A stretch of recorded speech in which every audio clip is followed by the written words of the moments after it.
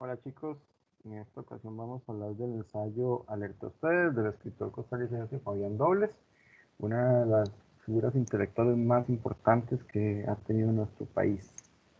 Vamos a empezar hablando un poquito del título. Yo siempre les he insistido que hablar del título de la obra literaria es importante. En este caso tenemos el ensayo que se llama Alerta a Ustedes, ¿verdad? Evidentemente el ensayo nos da una advertencia. Cuando le dicen alerta es porque uno tiene que poner atención a algún detalle, ¿verdad? A una situación. Entonces, desde primera entrada, ¿verdad? El ensayo nos dice que tenemos que prestar atención a algo.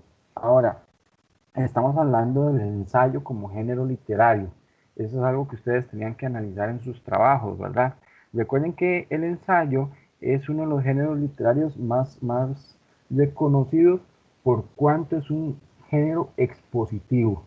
¿Qué significa esto? Que el ensayo se utiliza para representar ideas, para explicar ideas. Por eso se habla de que es expositivo. El ensayo también es subjetivo, significa que es el punto de vista de un autor. Si yo los pongo a ustedes a escribir un ensayo, por ejemplo, sobre el aborto, puede ser que muchos estén en contra, puede ser que otros estén a favor.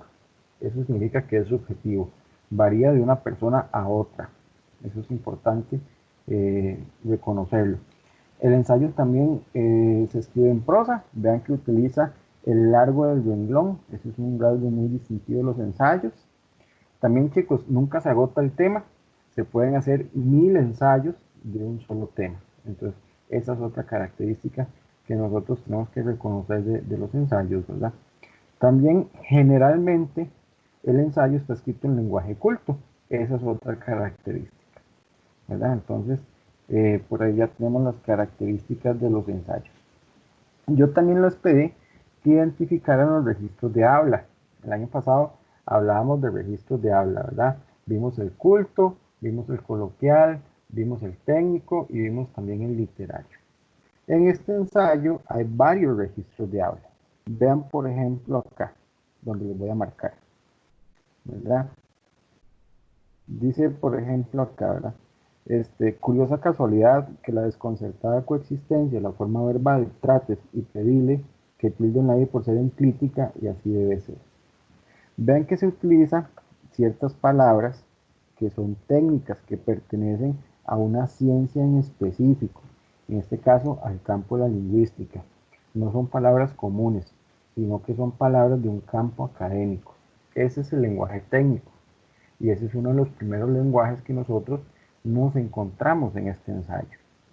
Pero no es el único. Hay un segundo registro que es el que más predomina y es el lenguaje culto.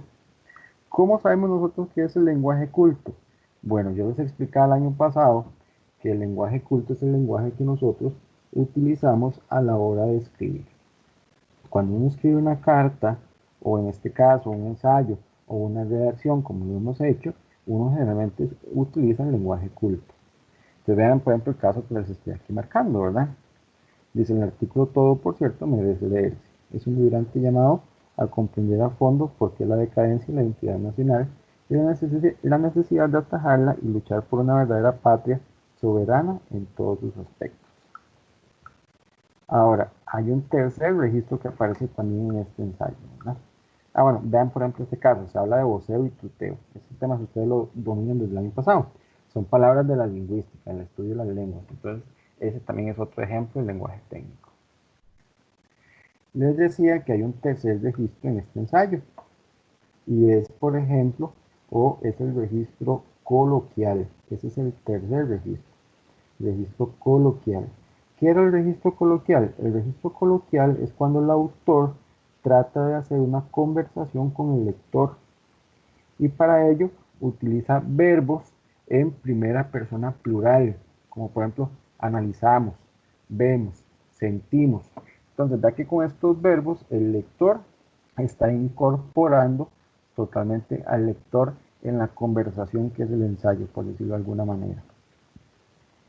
También pueden aparecer pronombres en primera persona plural, como nosotros o el pronombre nos, por ejemplo. Veamos este ejemplo, ¿verdad? Decirnos, ¿verdad? Primera persona plural.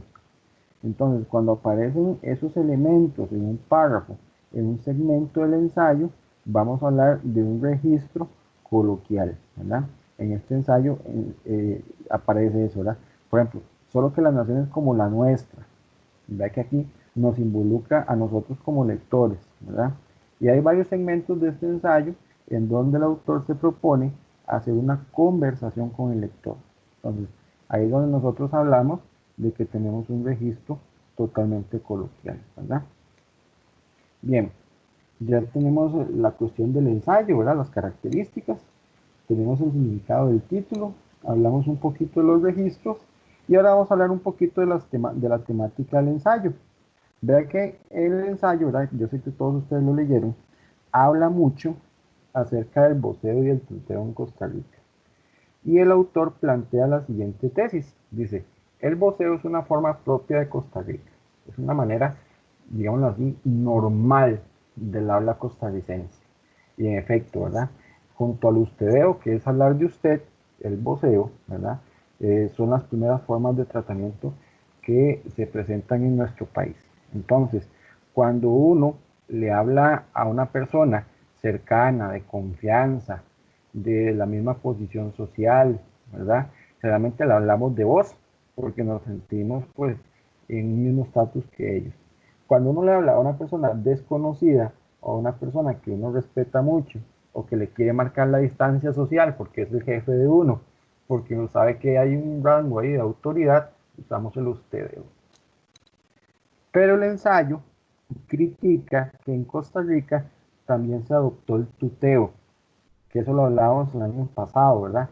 Que comentábamos que aparentemente es por cierta influencia mexicana y venezolana, principalmente por medios de comunicación y telenovelas de esos países, que a finales de los 90 entra el tuteo en el país. Entonces, el ensayista, ¿verdad? El ensayo parte de la tesis de que el tuteo es ajeno al país, que la utilización del tuteo por parte del costarricense se debe a una frágil y débil identidad del costarricense. Es decir, somos muy anuentes a aceptar toda influencia extranjera. Somos muy anuentes a desechar lo propio, lo local, y exaltar lo que viene de afuera. Esa es la principal tesis del ensayo. Vea, por eso él dice acá, ¿verdad? En un cuento muy conocido, muy costarricense, pero también iberoamericano, universal, leemos. Y viene un segmento del cuento infantil Tío Coyote, donde se habla de voz. Y él dice, claro, es que en el país se tiene que hablar de voz, porque es lo normal, no hablar de tú. Entonces, el autor comienza a criticar el uso del tuteo, ¿verdad? Y dice, nosotros somos tan anuentes a la influencia extranjera que buscamos nombres extranjeros para ponerles a nuestros hijos, ¿verdad?